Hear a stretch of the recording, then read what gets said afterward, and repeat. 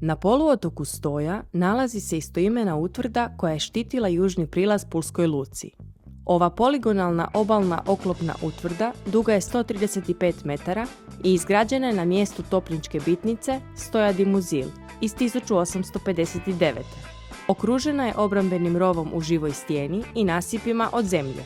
Ima prizemlje, kat i platformu te oko 30 prostorija. U njoj je moglo živjeti do 188 vojnika i 6 časnika. Godine 1909. utvrda je opremljena električnim signalizacijskim reflektorom. Nakon odlaska Austro-Ugarske monarhije, tijekom razdoblja Kraljevine Italije, utvrda je služila kao garaža, dječji kamp i konjušnica, a 1943.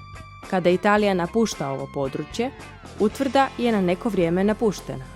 1960. preuzima je JNA i koristi kao vojarnu do 1974. Nakon toga su unutar utvrde otvoreni restoran, disko klub i drugi ugostiteljski sadržaji, koji su ondje djelovali do 1978. Danas utvrdom upravlja turistička kompanija Arena Hospitality Group.